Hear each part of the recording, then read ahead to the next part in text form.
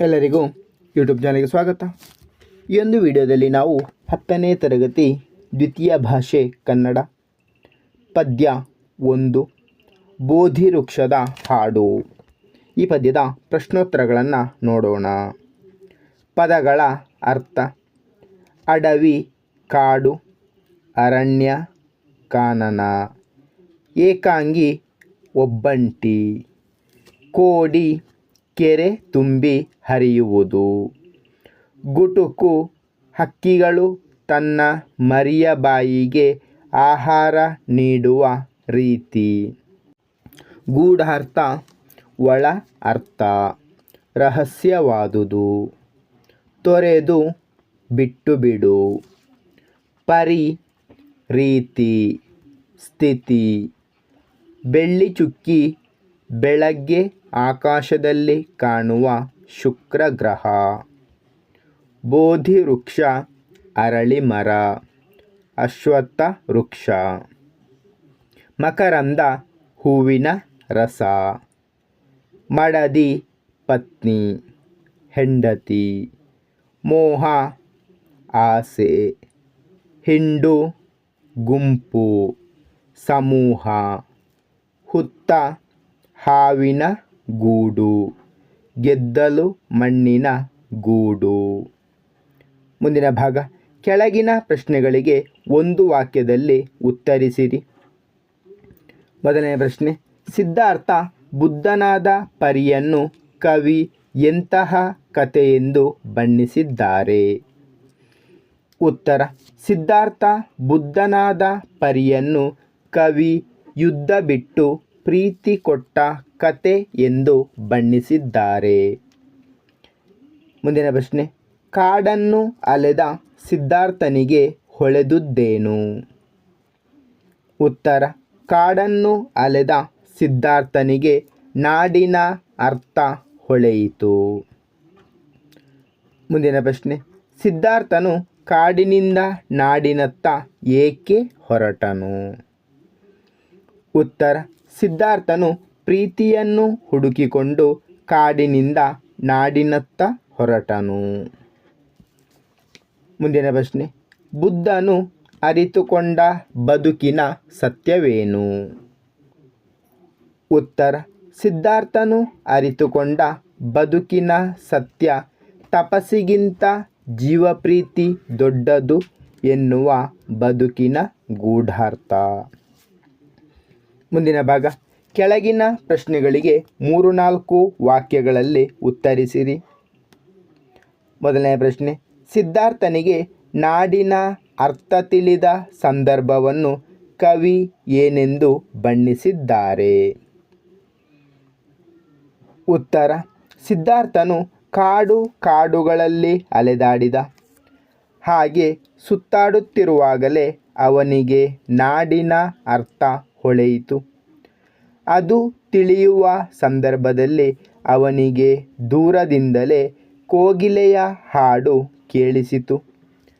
ಆಕಾಶದಲ್ಲಿ ಶುಕ್ರ ಗ್ರಹವು ಆಗತಾನೆ ಬೆಳಕನ್ನು ಬೀರಿತು. ಅರಳಿ ಮರದಲ್ಲಿ ಅವನಿಗೆ ದಿವ್ಯಜ್ಯೋತಿ ಕಂಡಿತು. ಮುಂದಿನ ಪ್ರಶ್ನೆ: ಸಿದ್ಧಾರ್ಥ ಬುದ್ಧನಾದ ಸಂದರ್ಭದಲ್ಲಿ ಕಾಡಿನ ತುಂಬ ಪ್ರೀತಿ ಹೇಗೆ ತುಂಬಿಕೊಂಡಿತು? ಉತ್ತರ: ಮರವನ್ನು ತಬ್ಬಿಕೊಂಡು ಬೆಳೆದ ಬಳ್ಳಿಗಳಲ್ಲಿ ಹೂವುಗಳು ಅರಳಿದವು. ಹಕ್ಕಿಯು ತನ್ನ ಮರಿಗೆ ಗುಟುಕನ್ನಿತ್ತು ಹಾರಿತು. ಇರುವೆಗಳ ಗುಂಪು ತಮ್ಮ ನೆಲೆಯಿಂದ ಸಾಲಾಗಿ ನಡೆದವು. ಬೆಳ್ಳಕ್ಕಿಗಳ ಹಿಂಡು ಆಕಾಶದಲ್ಲಿ ಹಾರಾಡಿದವು. ಗೂಡಿನಿಂದ ಹಕ್ಕಿಯ ಮರಿಯ ಹೊಸ ರಾಗ ಕೇಳಿಬಂತು. ಮಕರಂದ ಸವಿಯಲು ದುಂಬಿಯು ಹೂವಿನತ್ತ ಹಾರಿತು. ಗಿಡಗಳು ತಬ್ಬಿಕೊಂಡು ನರ್ತಿಸುವಂತೆ ತೋರಿತು. ಹೀಗೆ ಸಿದ್ಧಾರ್ಥನು ಬುದ್ಧನಾದ ಸಂದರ್ಭದಲ್ಲಿ ಕಾಡಿನ ತುಂಬ ಪ್ರೀತಿಯ ಹೊಳೆಯು ಎಲ್ಲೆ ಮೀರಿ ಹರಿಯಿತು.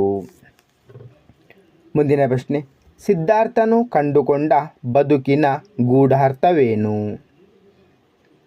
ಉತ್ತರ: ಸಿದ್ಧಾರ್ಥನು ತಪಸ್ಸು ಮಾಡುತ್ತಾ ಕಾಲಹರಣ ಮಾಡುವ ಬದಲು ನಾಡಿಗೆ ತೆರಳಿ ಜನರಿಗೆ ಜೀವನದ ನಿಜವಾದ ಅರ್ಥವನ್ನು ತಿಳಿಸಿ ಬದುಕು ಸಾರ್ಥಕಪಡಿಸಿಕೊಳ್ಳಬೇಕು ಎಂಬ ಆಸೆಯೊಂದಿಗೆ ನಾಡಿಗೆ ಮರಳುತ್ತಾನೆ. ಹೀಗೆ ಸಿದ್ಧಾರ್ಥನಾಗಿ ಕಾಡಿಗೆ ಹೋದವನು ಬದುಕಿನ ರಹಸ್ಯವನ್ನು ಅರಿತು ತಪಸ್ಸಿಗಿಂತ ಜೀವಪ್ರೀತಿಯೇ ದೊಡ್ಡದು ಎಂದು ತಿಳಿದು ಬುದ್ಧನಾಗಿ ನಾಡಿಗೆ ಮರಳಿ ಜನರ ಬಾಳಿಗೆ ಜ್ಞಾನದ ಬೆಳಕಾಗುತ್ತಾನೆ ಎಂದು ಕವಿ ಹೇಳಿದ್ದಾರೆ. ಮುಂದಿನ ಭಾಗ. ಕೆಳಗಿನ ಪ್ರಶ್ನೆಗಳಿಗೆ 8-10 ವಾಕ್ಯಗಳಲ್ಲಿ ಉತ್ತರಿಸಿರಿ.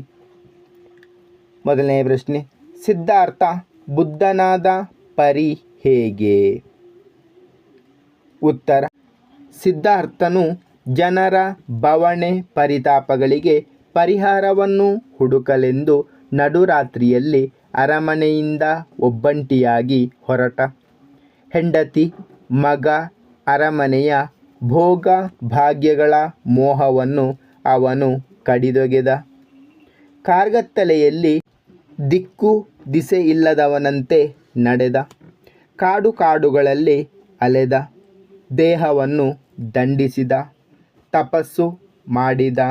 ಕಾಡಿನಲ್ಲಿ ಅಲೆಯುವಾಗಲೇ ಅವನಿಗೆ ಕಾಡು ನಾಡುಗಳ ಅಂತರ ಹೊಳೆಯಿತು.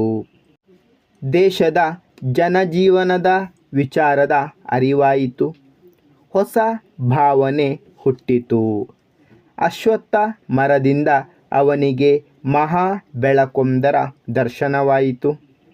ಆಗ ಅವನಿಗೆ ಪ್ರಕೃತಿಯೇ ಸಂತೋಷದಲ್ಲಿ ತುಂಬಿರುವಂತೆ, ಎಲ್ಲೆಡೆಗಳಲ್ಲೂ ಸಂತಸವೇ ವ್ಯಾಪಿಸಿರುವಂತೆ ತೋರಿತು.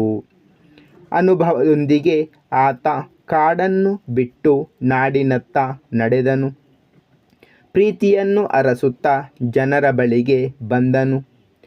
ಜೀವಪ್ರೀತಿಯೇ ದೊಡ್ಡದು, ಅದೇ ಬದುಕಿನ ರಹಸ್ಯವೆಂದು ಅರಿತ ಸಿದ್ಧಾರ್ಥನು ಈಗ ಬುದ್ಧನಾಗಿ ಹಿಂದಿರುಗಿದನು. ಮುಂದಿನ ಪ್ರಶ್ನೆ, ಸಿದ್ಧಾರ್ಥ ಬುದ್ಧನಾದ ಸಂದರ್ಭದಲ್ಲಿ ಪ್ರಕೃತಿ ಕವಿಗೆ ಹೇಗೆ ಕಂಡುಬಂದಿತು?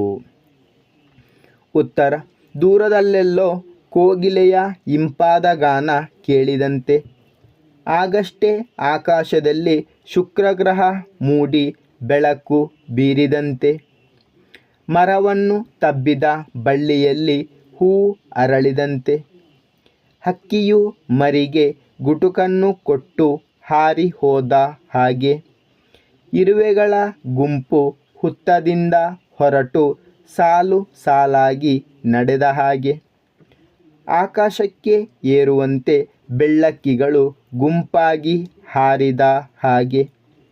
ಹಕ್ಕಿಯ ಗೂಡಿನಿಂದ ಹೊಸ ರಾಗವೊಂದು ಕೇಳಿಸಿದಂತೆ. ಮಧುಪಾನದ ಆಸೆಯಿಂದ ದುಂಬಿಯು ಹೂವನ್ನು ಕೂಡಿದ ಹಾಗೆ. ಗಿಡಗಳು ತಬ್ಬಿಕೊಂಡು ಸಂತಸದಿಂದ ಕುಣಿಯುತ್ತಿರುವಂತೆಯೂ ಕವಿಗೆ ಕಾಣಿಸಿದೆ. ಮುಂದಿನ ಭಾಗ. ಸಂದರ್ಭದಲ್ಲಿ ವಿವರಿಸಿ. ಗುರಿ ಇಲ್ಲದೆ ಕತ್ತಲಲ್ಲಿ ನಡೆದನು. ಆಯ್ಕೆ. ಈ ಸಾಲನ್ನು ಬಸವರಾಜ ಸಬರದ ಅವರ ಪದಕಟ್ಟಿ ಹಾಡೇನ ಎಂಬ ಕವನ ಸಂಕಲನದಿಂದ ಆರಿಸಲಾದ ಬೋಧಿವೃಕ್ಷದ ಹಾಡು ಎಂಬ ಪದ್ಯದಿಂದ ಆರಿಸಿಕೊಳ್ಳಲಾಗಿದೆ. ಸಿದ್ಧಾರ್ಥನು ಬುದ್ಧನಾಗಲು ಹೊರಟಾಗ ಅವನ ಮನಸ್ಥಿತಿ ಹೇಗಿದೆ ಎಂದು ಕವಿ ಈ ಸಾಲಿನಲ್ಲಿ ಹೇಳಿದ್ದಾರೆ. ಸಂದರ್ಭ: ಸಿದ್ಧಾರ್ಥ ನಡುರಾತ್ರಿಯಲ್ಲಿ ಒಬ್ಬಂಟಿಯಾಗಿ ಅರಮನೆಯಿಂದ ಹೊರಟನು. ಹೆಂಡತಿಯನ್ನು, ಮಗನನ್ನು, ಅರಮನೆಯ ವಿಲಾಸ ವೈಭವಗಳನ್ನು ತೊರೆದು ಹೊರಬಂದನು. ಕಗ್ಗತ್ತಲೆಯಲ್ಲಿ ನಡೆಯುತ್ತಿದ್ದ ಅವನಿಗೆ ಎತ್ತ ಸಾಗಬೇಕು, ಯಾರನ್ನು ನೋಡಬೇಕು, ಏನು ಮಾಡಬೇಕು ಎನ್ನುವ ನಿಖರವಾದ ಧ್ಯೇಯಗಳಾವುವು ಅವನ ಕಣ್ಣ ಮುಂದೆ ಇರಲಿಲ್ಲ. ಸಿದ್ಧಾರ್ಥ ಅರಮನೆಯನ್ನು ತೊರೆದು ಹೊರಟಾಗ ತನ್ನ ಗುರಿ ಹಾಗೂ ಅದರ ಸಾಧನೆಯ ಬಗೆಗೆ ನಿಖರತೆ ಇಲ್ಲದೆ ನಡೆದ. ಅವನು ಕತ್ತಲೆಯಲ್ಲಿ ನಡೆಯುತ್ತಿದ್ದ. ಅವನ ಗುರಿಯು ಕತ್ತಲೆಯಲ್ಲಿ ಅಡಗಿದಂತಿತ್ತು ಎಂದು ಹೇಳುವ ಸಂದರ್ಭದಲ್ಲಿ ಈ ಮೇಲಿನ ಸಾಲು ಬಂದಿದೆ. ಸ್ವಾರಸ್ಯ: ಸಿದ್ಧಾರ್ಥನ ಗುರಿ ಹಾಗೂ ಸಾಧನೆಯ ನಿಖರತೆ ಇಲ್ಲದ ನಡತೆಯನ್ನು ವಿವರಿಸಿರುವುದು ಸ್ವಾರಸ್ಯಪೂರ್ಣವಾಗಿದೆ. ಮುಂದಿನ ಸಾಲು: ಕಾಡ ತುಂಬ ಪ್ರೀತಿ ಹೊಳೆಯು ಕೋಡಿಯಂತೆ ಹರಿಯಿತು. ಆಯ್ಕೆ: ಈ ಸಾಲನ್ನು ಬಸವರಾಜ ಸಬರದ ಅವರ ಪದಕಟ್ಟಿ ಹಾಡೇನ ಎಂಬ ಕವನ ಸಂಕಲನದಿಂದ ಆರಿಸಲಾದ ಬೋಧಿವೃಕ್ಷದ ಹಾಡು ಎಂಬ ಪದ್ಯದಿಂದ ಆರಿಸಿಕೊಳ್ಳಲಾಗಿದೆ. ಸಿದ್ಧಾರ್ಥನು ಬುದ್ಧನಾದಾಗ ಪ್ರಕೃತಿಯ ಪ್ರತಿಕ್ರಿಯೆಯನ್ನು ಕವಿಯು ವರ್ಣಿಸಿದ್ದಾರೆ. ಸಂದರ್ಭ: ಸಿದ್ಧಾರ್ಥನಿಗೆ ಪ್ರಕೃತಿಯ ನಡುವೆ ಬೋಧಿವೃಕ್ಷದಡಿಯಲ್ಲಿ ಹೊಸ ಬೆಳಕು ತೋರಿ ಬುದ್ಧನೆನಿಸಿದ. ಅವನ ಮನಸ್ಸು ಶರೀರಗಳಲ್ಲಿ ಜನಪ್ರೀತಿಯು ತುಂಬಿ ತುಳುಕಿತು. ಪ್ರಕೃತಿಯಲ್ಲಿಯೂ ಅದರ ಪ್ರತಿಫಲನ ಕಂಡಂತೆ ಆಯಿತು. ಕಾಡಿನಲ್ಲೆಲ್ಲ ಪ್ರೀತಿಯ ಹೊಳೆಯು ಮೀರಿ ಹರಿಯುತ್ತಿದ್ದಂತೆ ತೋರಿತೆಂದು ಕವಿ ಸಂದರ್ಭವನ್ನು ವರ್ಣಿಸುವಾಗ ಈ ಮೇಲಿನ ಸಾಲು ಬಂದಿದೆ. ಸ್ವಾರಸ್ಯ: ಸಿದ್ಧಾರ್ಥನು ಬುದ್ಧನಾದ ಸಂದರ್ಭದಲ್ಲಿ ಪ್ರಕೃತಿಯ ಸಂಭ್ರಮವನ್ನು ವರ್ಣಿಸಿರುವುದು ಸ್ವಾರಸ್ಯಪೂರ್ಣವಾಗಿದೆ. ಮುಂದಿನ ಸಾಲು: ಪ್ರೀತಿಯನ್ನು ಹುಡುಕಿಕೊಂಡು ಜನರ ಕಡೆಗೆ ಬಂದನು. ಆಯ್ಕೆ: ಈ ಸಾಲನ್ನು ಬಸವರಾಜ ಸಬರದ ಅವರ ಪದಕಟ್ಟಿ ಹಾಡೇನ ಎಂಬ ಕವನ ಸಂಕಲನದಿಂದ ಆರಿಸಲಾದ ಬೋಧಿವೃಕ್ಷದ ಹಾಡು ಎಂಬ ಪದ್ಯದಿಂದ ಆರಿಸಿಕೊಳ್ಳಲಾಗಿದೆ.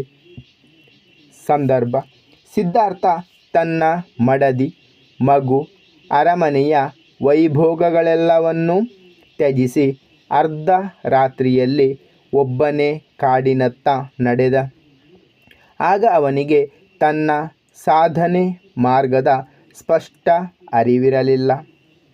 ಕಾಡು ಕಾಡುಗಳಲ್ಲಿ ಅಲೆದಾಡಿದ, ಬಳಲಿದ, ದಿಕ್ಕೆಟ್ಟ, ಗೊಂದಲಗೊಂಡ. ಈ ಸ್ಥಿತಿಯಲ್ಲಿ ಇರುವಾಗಲೇ ಅವನಿಗೆ ಬೆಳಕು ಕಂಡಿತು, ಜ್ಞಾನೋದಯವಾಯಿತು, ಜೀವನದ ರಹಸ್ಯ ಗೋಚರಿಸಿತು, ಪ್ರೀತಿಯೇ ದೊಡ್ಡದು ಎಂದು ಅರಿವಾಯಿತು.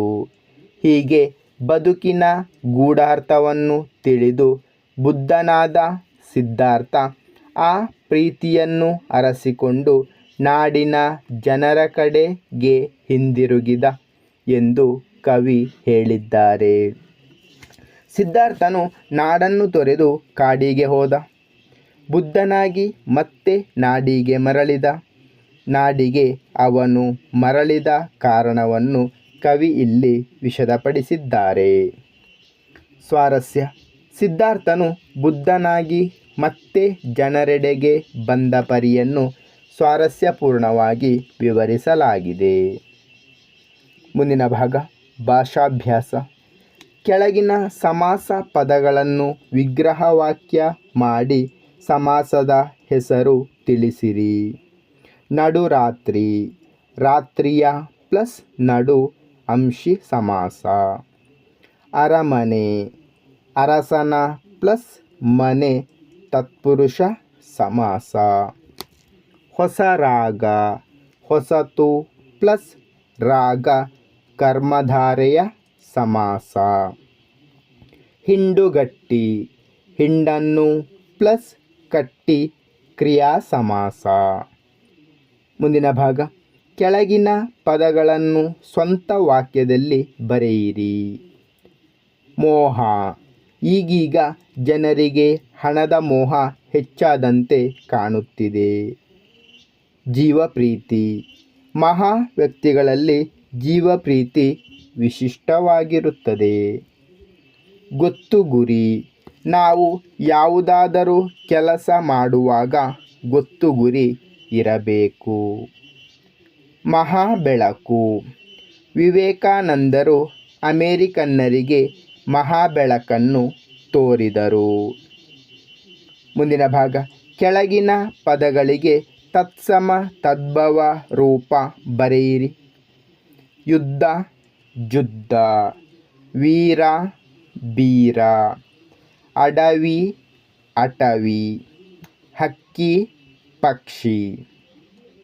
ಮುಂದಿನ ಭಾಗ, ಕೆಳಗಿನ ಪದಗಳಿಗೆ ನಾನಾರ್ಥಕಗಳನ್ನು ಬರೆಯಿರಿ. ಹಿಂಡು, ಗುಂಪು, ರಸ ಹೊರಡುವಂತೆ ಅಮುಕು. ತಿರುಚು, ಹಾಲನ್ನು ಕರೆ, ಪೀಡಿಸು. ಹೊಳೆ, ನದಿ, ಮಿನುಗು, ಸ್ಫುರಿಸು, ಗೋಚರಿಸಿ. ತೊರೆ, ಹೊಳೆ, ಬಿಡು, ತ್ಯಜಿಸು, ತೊಟ್ಟಿಡು. ಅಲೆ, ನೀರಿನ ತೆರೆ, ಗುರಿಯಿಲ್ಲದೆ ತಿರುಗಾಡು. ಧನ್ಯವಾದಗಳು. ಇಷ್ಟವಾದರೆ ಲೈಕ್ ಮಾಡಿ, ಶೇರ್ ಮಾಡಿ. ಹೆಚ್ಚಿನ ವಿಡಿಯೋಗಳಿಗಾಗಿ ಚಾನಲನ್ನು ಉಚಿತವಾಗಿ ಸಬ್ಸ್ಕ್ರೈಬ್ ಮಾಡಿ.